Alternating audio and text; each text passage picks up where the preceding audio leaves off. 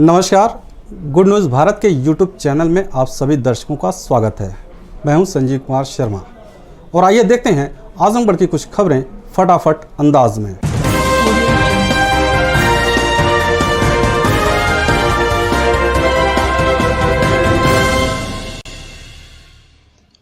आजमगढ़ जिले के रौनापार थाना क्षेत्र की रहने वाली युवती ने एक युवक पर परेशान और जबरदस्ती करने का आरोप लगाते हुए एसपी से शिकायत की।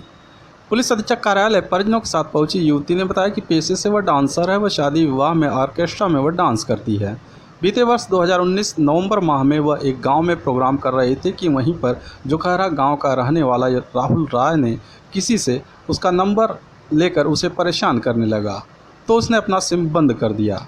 बीते 18 अगस्त को अपने नाना के साथ बाजार पैसे निकालने गई थी कि उसी दौरान राहुल राय उसे रास्ते में रोककर अपनी गाड़ी में बैठाना चाहा, लेकिन वह किसी तरह भागकर अपनी जान बचाई। इसकी शिकायत उसने मुकामी थाने पर की, लेकिन कोई सुनवाई नहीं हुई। पीड़ित युवती ने एसपी को शिकायती प्रार्थना पत्र सौंप मांग किया है कि आरोपी युवक के खिलाफ केस दर्ज कर सख्त कार्रवाई की जाए। मैं 27 नवंबर को छपिया गांव में प्रोग्राम करने गई थी, तो वहाँ पे जो कह रहा कि राहुल राय हैं, तो मुझे तब से पीछे पड़ गए हैं। हाँ, तब से पीछे पड़ गए हैं, तो फिर उन्होंने कैसे भी करके मेरा नंबर ले लिया, किसी से मांगा होगा। तो इतने नंबर से फ़ोन करने लगे हैं कि मैं परेशान हो गई। फिर उस सिम को मैंने बंद कर दिया। फिर उसके बाद जब मैंने सिम को बंद कर दिया तो फिर डायरेक्ट वो हमला कर दिए मेरे पे। क्या गए थे पैसा निकालने छपिया, तो वहाँ पे छपिया से मैं आ रही थी, तो मेरे नाना भी थे मेरे साथ में। मेरे नाना का नाम राम स्नेही विश्वकर्मा है। तो फिर मेरे नाना 10 कदम पीछे थे, मैं 10 कदम आगे थी।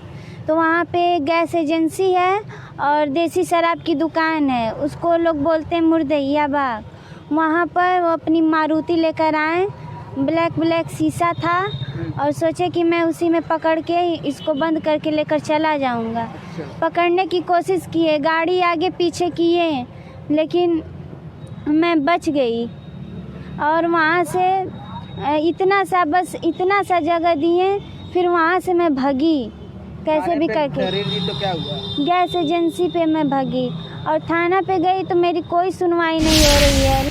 आजमगढ़ जिले के बेल्हाड़ी गांव की महिला ने पति पर पहली पत्नी के रहते दूसरी शादी करने व प्रधान पर कम दाम में जमीन बेनामा कराने का आरोप लगाते हुए एसपी को शिकायती प्रार्थना पत्र सौंपा।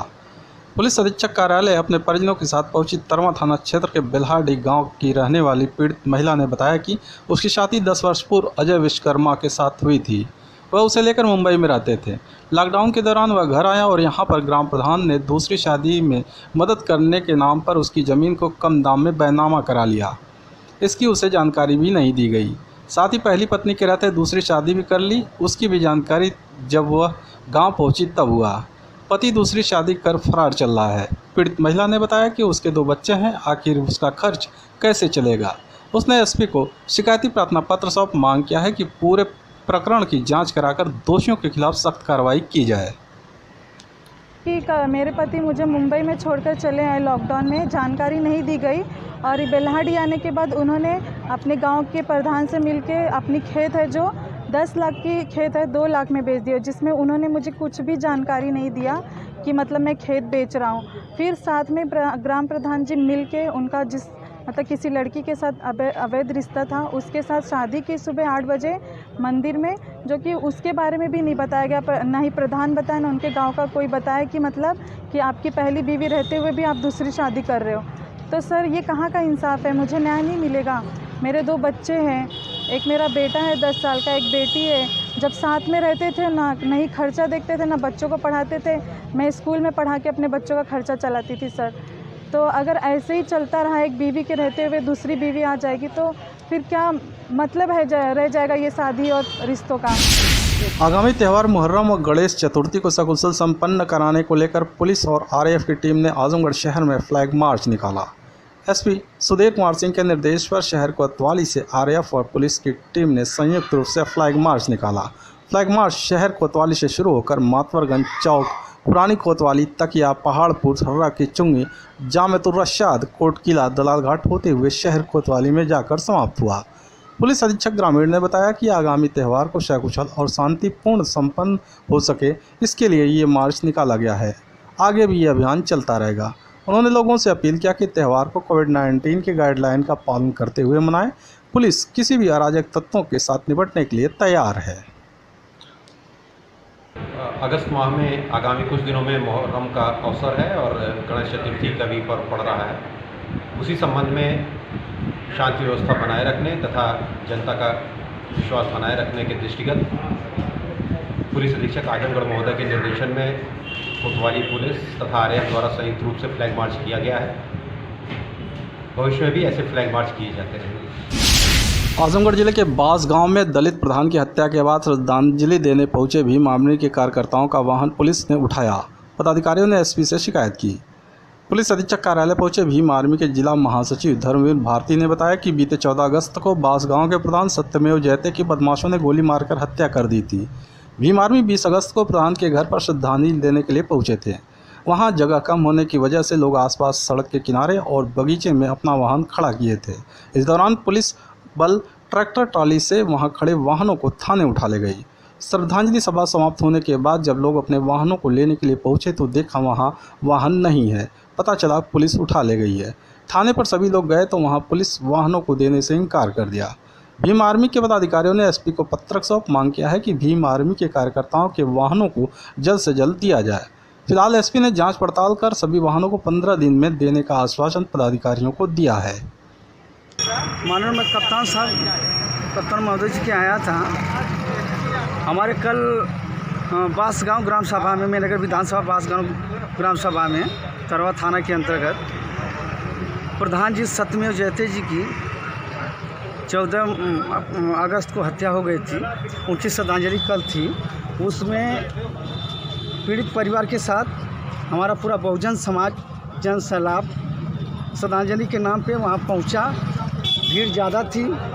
जो वहाँ दरवाजे पे जगह कम थी, इसलिए रोड पे जगह जगह बाग थी। उसमें बाइक हमारे जो वहाँ पीड़ित परिवार के साथ श्रद्धांजलि देने प्रधान जी को आए थे।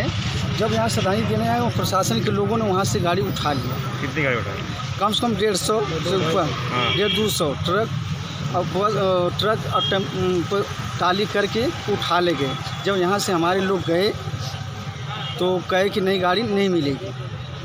तो आज कप्तान साहब क्या बात? कप्तान साहब से कहा हूँ, कप्तान साहब कहे हैं कि मैं गाड़ी को 15 दिन, जब तक छानबीन नहीं हो जाएगी तब तो 15 दिन बाद ही दे पाऊँगा, ऐसे मैं नहीं दूँगा। आजमगढ़ जिले में किसानों को यूरिया उपलब्ध कराने की मांग को लेकर कांग्रेस पार्टी ने राज्यपाल के नाम संबोधित ज्ञापन डीएम को सौंपा। जिलाधिकारी कार्यालय पहुंचे पार्टी के जिला उपाध्यक्ष तेज बहादुर यादव ने बताया कि यूरिया की कालाबाजारी सरकारी संरक्षण में हो रहा है, उसे तत्काल रोका जाए और किसानों को तत्काल यूरिया उपलब्ध कराया जाए। आपदा काल में सरकार किसानों की कमर तोड़ने में लगी है। सरकार सहकारी समितियों को नष्ट करने का कुचक्र रच रही है ताकि प्रदेश के किसानों को पूरी तरह बाजार के हवाले कर निजी क्षेत्र को मजबूत किया जाए। हम सरकार के इस मंसूबे को सफल नहीं होने देंगे। उन्होंने कहा कि जब किसान खुशहाल रहेगा तो यह देश और प्रदेश भी खुशहाल रहेगा। इसलिए मांग किया जाता है कि किसानों की समस्याओं को जल्द से जल्द समाधान किया जाए। की आर्थिक तंगी में अगर किसान ज़मीन पे नहीं खड़ा होता तो शायद यह देश संभलता नहीं। इसको लेकर के किसानों को उर्वरक नहीं मिलता, उन्हें खाद नहीं मिल रहा, किसी सोसाइटी पे सरकारी गोदाम पे खाद नहीं है, जो एक बहुत बड़ी समस्या है। आज धान के लिए ये यूरिया होना अति आवश्यक है, लेकिन यूरिया का अभाव है। मेरा कहना है कि कोई भी सरकार हो, लेकिन किसी ने भी किसानों का कोई हाल चाल नहीं लिया, उनकी खबर नहीं लिया। एक कहावत है कि कोई नहीं मनाता खैर उसकी जान की, मुट्ठी में जिसके बंद है जान सारे जहान की। गांव में जाके देखिए सूरत किसान की, अफलास मुसीबत में जीवन बिता रहा है। गांव में जाके देखिए सूरत किसान की, ये हालत है किसानों की। इस नाते यह हम लोग प्रदेश नेतृत्व के, देश के हमारे जो प्रदेश की प्रभारी हैं प्रियंका गांधी जी का निर्देश है, किसानों की तरफ उनकी रुझान है कि अगर इस देश का किसान महफूज रहेगा तो इस देश या प्रदेश महफूज रहेगा। इन्हीं अल्फाजों के साथ हम लोग और इसी मांग को लेकर के हम लोग जिलाधिकारी के माध्यम से राज्यपाल को ज्ञापन दे रहे हैं। मिलते हैं एक छोटे से ब्रेक के बाद। आप देखते रहिए गुड न्यूज़ भारत।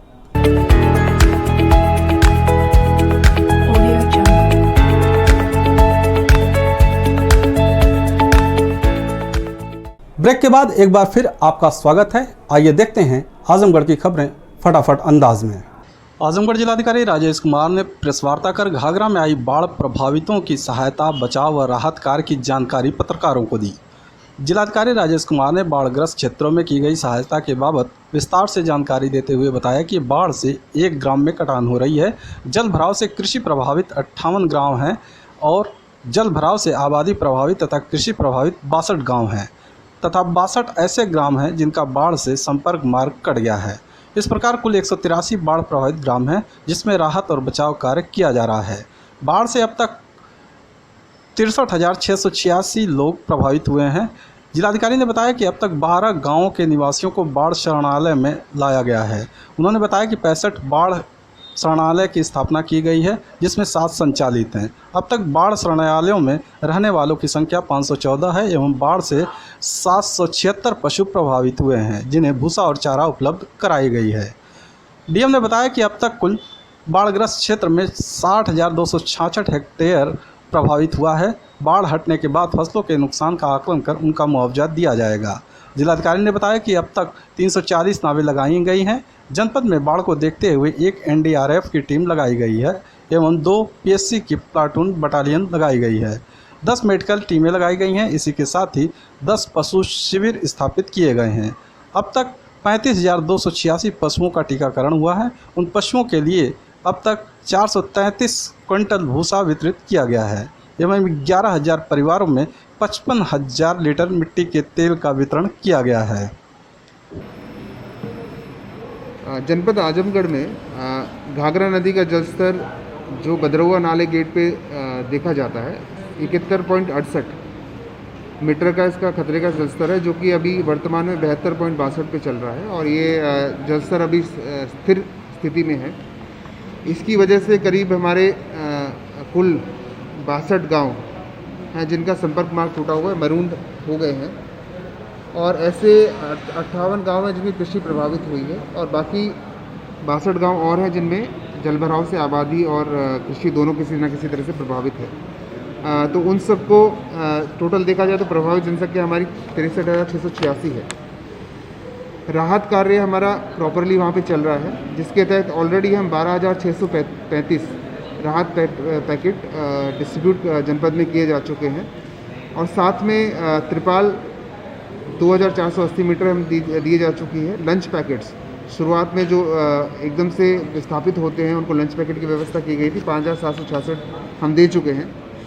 इसके अलावा पशु हमारे जो विस्थापित हुए हैं 776 पशु विस्थापित हुए हैं जो कि बंधे पे या कहीं और जगह पे हैं, उनको चारे और भूसे की उपलब्धता सुनिश्चित कराई जा रही है, जिसके तहत ऑलरेडी 433 क्विंटल भूसा वितरित किया जा चुका है और इसमें सीडीओ को पशु विभाग को पूरा निर्देश दिए गए कहीं भी किसी तरह के भूसे की और चारे की व्यवस्था में कमी ना आए। इसके अलावा हमारे 65 बाढ़ शरणालय ऑलरेडी चिन्हित हैं, जिसमें से जो 514 लोग शरणालय में गए हैं वो 7 में ऑलरेडी उनकी व्यवस्था की गई है। इसके अलावा जो क्षेत्रफल कुल कृषि क्षेत्रफल की बात करें तो 7,266 हेक्टेयर हमारा प्रभावित हुआ है, जिसका नज़र रखी गई है और जैसे ही बाढ़ का पानी घटेगा उनमें सर्वे करके फसल नुकसान के उसमें क्षति का आकलन कर आगे की कार्रवाई की जाएगी। आजमगढ़ डीएम राजेश कुमार ने जिले में 38 नए कंटेनमेंट जोन बनाए जाने की घोषणा की। जिलाधिकारी ने बताया कि कंटेनमेंट जोन के निर्धारण के संबंध में दी गई व्यवस्था के अनुसार जनपद के बरखूराम के घर के आसपास का क्षेत्र राजस्व ग्राम आजमपुर तहसील सदर, पंकज चौहान के घर के आसपास का क्षेत्र राजस्व ग्राम बेनपुर तहसील सदर, सतीश चंद के घर के आसपास का क्षेत्र राजस्व ग्राम पटखौली तहसील सदर, राधेश्याम मिश्रा के मकान के आसपास का क्षेत्र मोहल्ला शिवाजी नगर बिलरिया की चुंगी नगर पालिका परिषद आजमगढ़, सत्यनारायण के घर के आसपास का क्षेत्र राजस्व ग्राम सराय ताजुद्दीन तहसील सदर, कन्हैया के घर के आसपास का क्षेत्र मोहल्ला बागेश्वर नगर नगर पालिका परिषद आजमगढ़, शबाना बानो के घर के आसपास का क्षेत्र नई बस्ती राजस्व ग्राम गिरधरपुर तहसील सदर, रामधारी के घर के आसपास का क्षेत्र राजस्व ग्राम नेवादा तहसील सदर, छोटई राम के घर के आसपास का क्षेत्र राजस्व ग्राम किशुनदासपुर तहसील सदर, त्रिपुरा रानी के घर के आसपास का क्षेत्र राजस्व ग्राम समेदा तहसील सदर, अजीत यादव के घर के आसपास का क्षेत्र राजस्व ग्राम भटौरा तहसील सदर, मुमताज़ के घर के से शाहिद के घर तक मोहल्ला बदर का नगर पालिका परिषद आजमगढ़, रोहित के घर के आसपास का क्षेत्र मोहल्ला नरौली नगर पालिका परिषद आजमगढ़, विजय प्रकाश को आवंटित आवास नंबर 1 ब्लॉक ए मोहल्ला रैदोपुर कॉलोनी नगर पालिका परिषद आजमगढ़, छोटू मोदनवाल के घर के आसपास का क्षेत्र रोडवेज मोहल्ला बागेश्वर नगर नगर पालिका परिषद आजमगढ़, संजीव उपाध्याय का आवास संख्या D37 मोहल्ला रैदोपुर कॉलोनी नगर पालिका परिषद आजमगढ़, SP सिंह के घर के आसपास का क्षेत्र पुराना पावर हाउस के पीछे मोहल्ला रैदोपुर नगर पालिका परिषद आजमगढ़, नरेंद्र प्रजापति के घर के आसपास का क्षेत्र मोहल्ला सिदारी पश्चिमी नगर पालिका परिषद आजमगढ़, शिवचरण के घर से रामू सदस्य के घर तक वार्ड नंबर 9 मोहल्ला गौरीशंकर नगर नगर पंचायत महाराजगंज, दिनेश कुमार मौर्य पुत्र दुर्बल के घर के आसपास का क्षेत्र राजस्व ग्राम पवई तहसील फूलपुर, सुरेंद्र कुमार पुत्र छोटेलाल के घर के आसपास का क्षेत्र राजस्व ग्राम बखरिया तहसील फूलपुर, विधायक फूलपुर के आवास के अगल बगल का क्षेत्र राजस्व ग्राम अंबारी तहसील फूलपुर, यादव बस्ती राजस्व ग्राम कनैथा तहसील निजामाबाद, गोसाई बस्ती राजस्व ग्राम दुर्वासा तहसील निजामाबाद, पंडिताना बस्ती राजस्व ग्राम बसीला चफ्ती माफी तहसील निजामाबाद, वार्ड संख्या 6 लोहिया नगर नगर पंचायत कटघर लालगंज, मियाँ बस्ती राजस्व ग्राम दौना तहसील लालगंज, कुहार बस्ती राजस्व ग्राम अहरौली तहसील लालगंज, लोहरान बस्ती राजस्व ग्राम बेला तहसील लालगंज, राजस्व के घर के आसपास का क्षेत्र राजस्व ग्राम ईश्वरपुर पौनी तहसील बूढ़नपुर, सिपाही आवास पुलिस चौकी बूढ़नपुर तहसील बूढ़नपुर, उमाशंकर के घर के आसपास का क्षेत्र राजस्व ग्राम कोयलसा तहसील बूढ़नपुर, रामनयन शर्मा के घर के आसपास का क्षेत्र राजस्व ग्राम नुनावे तहसील बूढ़नपुर, विनोद श्रीवास्तव के घर के आसपास का क्षेत्र राजस्व ग्राम सरैया रत्नावे तहसील बूढ़नपुर, मजरा राय बस्ती अखिलेश राय के घर से नीरज राय के घर तक राजस्व ग्राम बछौर खुर्द तहसील सगड़ी, राजेश गिरी के घर से तूफानी राजभर के घर तक राजस्व ग्राम पूरा बाल नारायण तहसील सगड़ी, प्रमोद वेल्डिंग की दुकान से राजा मिठाई की दुकान तक राजस्व ग्राम छत्तरपुर खुशहाल तक तहसील सगड़ी, अनुसूचित जाति बस्ती राजस्व ग्राम मऊ कुतुबपुर तहसील सगड़ी का संपूर्ण क्षेत्र कंटेनमेंट जोन होगा। इन क्षेत्रों में कंटेनमेंट जोन का 100% अनुपालन सुनिश्चित किया जाएगा, जिसमें कॉन्टैक्ट ट्रेसिंग चिकित्सा अधिकारी द्वारा किए गए रिस्क निर्धारण के आधार पर व्यक्तियों को होम या इंस्टीट्यूशनल क्वारंटाइन किया जाना है। बांस गांव में हत्यारोपी के करकट के घर को कुछ लोगों ने तोड़ फोड़ कर किया धराशायी, पुलिस के भी सख्त हुए तेवर। बांस गांव सभा के कुछ ही दूर पर जहां पर ग्राम प्रधान की गोली मारकर हत्या कर दी गई थी, उसी बगल में पोखरे के पास हत्यारोपी का एक ईंट का बना घर जिस पर करकट लगा था, कुछ लोगों ने तोड़कर धराशायी कर दिया। इसके बाद नाराज पुलिस प्रशासन और PAC द्वारा दूर दराज से आए लोगों के वाहनों को पुलिस ने क्षतिग्रस्त कर दिया और भीड़ को खदेड़ने तथा कई लोगों को पीटकर घायल कर दिए जाने का भी समाचार प्राप्त हो रहा है। बता दें, श्रद्धांजलि सभा में आए कई गांव के लोगों के बगीचे में खड़े सैकड़ों 2 चक्का वाहनों, 4 टेम्पो और साइकिल पुलिस ने अपने कब्जे में ले लिया। कब्जे में लेने के लिए 4 ट्रैक्टर और 1 ट्रक भी लगाया गया था। घटना के बाद क्षेत्र के लोग काफी नाराज दिखाई दे रहे हैं। मौके पर पहुंचकर उप जिलाधिकारी प्रियंका प्रियदर्शनी ने किसी प्रकार समझाया बुझाया, वहीं मौके पर जिलाधिकारी राजेश कुमार सहित अन्य अधिकारी भी पहुंच गए। कोई अनहोनी न हो इसे रोकने के लिए सवेरे से ही बोंगरिया बांस गांव में पुलिस छावनी के रूप में तब्दील रहा। तरवा थाना क्षेत्र के बोंगरिया और बांस गांव में गुरुवार सुबह से ही पुलिस छावनी में तब्दील हो गया। गांव के जगह जगह पुलिस प्रशासन के लोग दिखाई दे रहे थे। बांस गांव के प्रधान सत्यमेव जयते की हत्या के बाद वहां सभी राजनैतिक दलों के लोग पहुंचकर परिजनों को सांत्वना देने की कोशिश कर रहे हैं, लेकिन पुलिस वाले वहां कई दलों के लोगों को पहुंचने नहीं दे रहा है। इसी क्रम में प्रशासन को पता चला कि आज 12 बजे के करीब दिन में भीम आर्मी के चंद्रशेखर बांस गांव आने वाले हैं तथा कांग्रेस के बड़े लीडर भी वहां पहुंचने वाले हैं। क्षेत्र में माहौल न बिगड़ने पाए, इसके लिए पुलिस प्रशासन जगह जगह सुरक्षा के इंतजाम किए हुए था। इस अवसर पर पुलिस प्रशासन की SP ट्रैफिक, CO लालगंज, तरवा थाना अध्यक्ष, मेहनगर, मेहनाजपुर, जहानागंज आदि स्थानों की पुलिस वहां मौजूद रही। पुलिस चप्पे चप्पे पर नजर आ रही थी। भारी फोर्स को देखते हुए क्षेत्र के लोगों में दहशत का माहौल भी बना रहा। वहीं भीम आर्मी के छोटे बड़े नेताओं की भी काफ़ी भीड़ जुटी रही। मेरा नाम धर्मवीर भारती है। मैं भीम आर्मी का जिला महासचिव हूँ। आज ये श्रद्धांजलि समारोह का जो कार्यक्रम रखा गया है परिवार की तरफ से, उसमें हम लोग आए हैं। इस पीड़ित परिवार के साथ हैं, हम हैं, हमारा पूरा बहुजन समाज है, हमारा पूरा संगठन लगा हुआ है। जो हत्या की गई भाई की, ये बहुत ही निंदनीय घटना है। तो कुछ भी कहा जाए, बहुत ही शर्मनाक घटना है। आज इस योगी सरकार में जो हमारे बहुजन समाज के ऊपर जो अत्याचार जगह जगह हो रहा है, जो कि इसके लिए हमारा बहुजन समाज, हमारे भीम आर्मी के कार्यकर्ता जगह जगह हम लोग लगे हुए हैं। जहाँ जहाँ ऐसा हो रहा है, हम लोग लड़ाई लड़ने के लिए तैयार हैं। अभी यहाँ पर कोई आने वाला था? ऐसा नहीं, हमारे भीम आर्मी कोई बड़े पदाधिकारी आने वाले हैं और हम रीजन बता सकते हैं कौन आएंगे, लेकिन आने वाले हैं। इस्माइलपुर बराहती में सरकारी गल्ले की दुकान का नहीं हो सका चयन, बैठक रही बेनतीजा। लालगंज विकासखंड क्षेत्र के अंतर्गत आने वाले देवगांव क्षेत्र के इस्माइलपुर बराहती पिछले कई महीने से कोटेदार का चुनाव न होने से ग्रामवासियों को काफ़ी दूर राशन लेने जाना पड़ता था। वर्तमान कोटेदार रामधारी विश्वकर्मा की मृत्यु हो जाने पर यह स्थान रिक्त हो गया था। प्रशासन द्वारा आसपास के कोटेदारों को अटैच कर किसी प्रकार काम चलाया जा रहा था। आज एसडीएम लालगंज की मौजूदगी में नए कोटेदार का चयन होना था, जिसमें ग्रामवासियों के और समय देने की मांग को देखते हुए कोई चयन नहीं हो सका तथा अगले आदेश तक कोटेदार के चयन की बैठक को कैंसिल कर दिया गया। इस अवसर पर ग्राम प्रधान विजय नंद के साथ विभाग से संबंधित अधिकारी और भारी संख्या में ग्रामीण मौजूद रहे। बांस गांव में मृतक प्रधान के आवास पर श्रद्धांजलि सभा का किया गया आयोजन।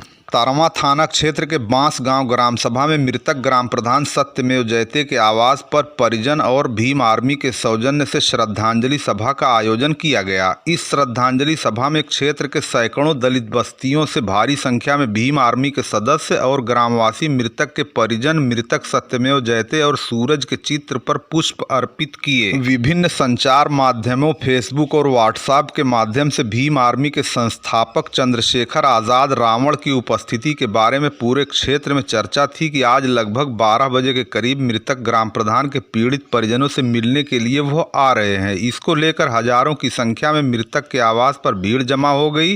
अंत तक लोग उनकी प्रतीक्षा करते रहे, लेकिन प्रशासन ने उन्हें रोक दिया और वह नहीं आ सके, जिससे लोगों में काफ़ी निराशा भी देखी गई। आपको बता दें, बांस गाँव ग्राम प्रधान हत्याकांड के बाद राजनीति पूरी तरह गर्म हो चुकी है और प्रधान हत्याकांड की बात को लेकर कांग्रेस, भीम आर्मी तथा अन्य दल सरकार पर निशाना साध रहे हैं। इसी क्रम में आज कांग्रेस तथा भीम आर्मी के नेता भी बांस गांव पहुंचना चाह रहे थे, जिन्हें रास्ते में ही रोक दिया गया तथा विभिन्न मार्गों पर इन्हें रोककर वहां पहुंचने ही नहीं दिया गया। कांग्रेस के कार्यकर्ताओं को रोकने के लिए तो जिला भर की सीमाओं पर भारी पुलिस फोर्स तैनात देखी गई तथा विभिन्न स्थानों पर इन्हें रोके जाने का समाचार भी प्राप्त हो रहा है।